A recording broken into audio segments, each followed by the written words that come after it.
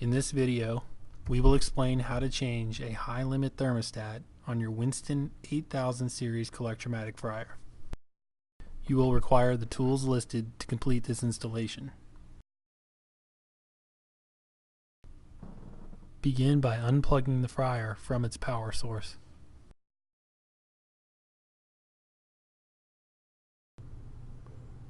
First, drop the front panel. You will need to remove the 4 screws holding the panel in place.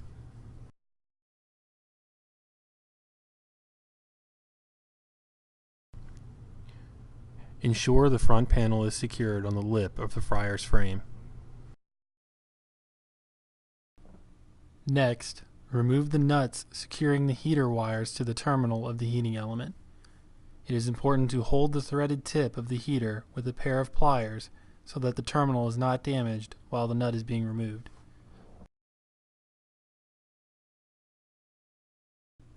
Clip the black plastic band holding the insulation in place.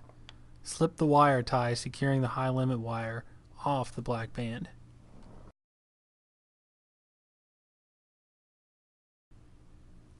Next, remove the small section of insulation covering the high limit.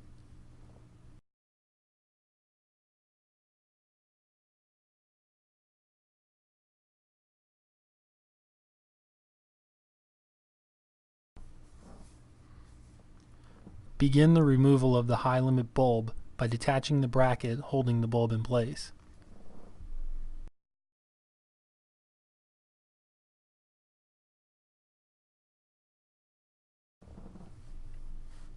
Next, unscrew the first compression nut with a 9/16 wrench.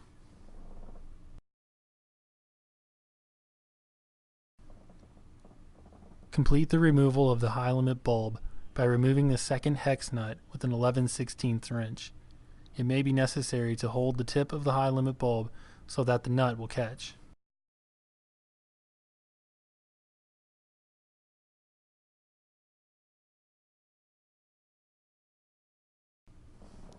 The high limit assembly can now be completely removed. Begin by using pliers to remove the black and red wires connected to the coil of the limit. A 3/8 nut driver is used to remove the 2 nuts holding the limit in place.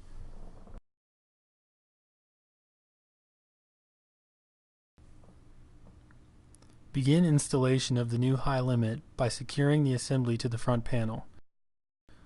Attach the red and black wires to the coils of the high limit in any order.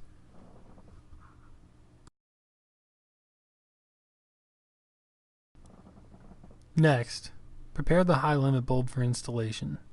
Place the washer over the high limit bulb to prevent oil from leaking, and thread the bulb into the pot.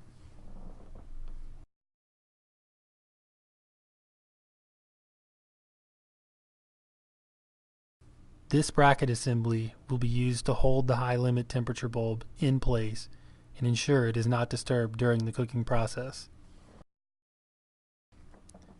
Begin the installation of this bracket by threading the temperature bulb through the small window in the mounting bracket. Next, attach the front and rear portions of the mounting bracket with the mounting screw. It may be necessary to hold the rear portion of the bracket in place while tightening.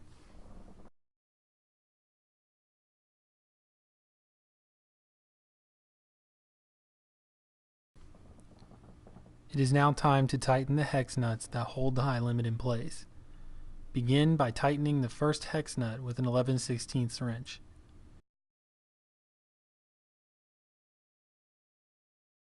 To ensure the ferrule properly seals, place a small bead of RTV silicone on the threads of the high limit, then tighten the final compression nut.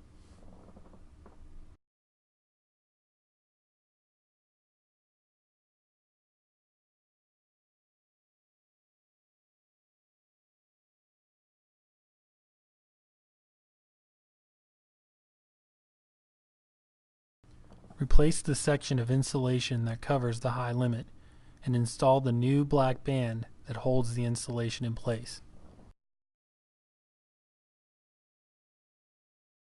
Reconnect the heater wires to the coils of the heating elements by hand tightening the compression nuts. It is important to ensure that the heaters are installed in the proper order. Looking left to right, no two wires of the same color should be installed on the same heating element.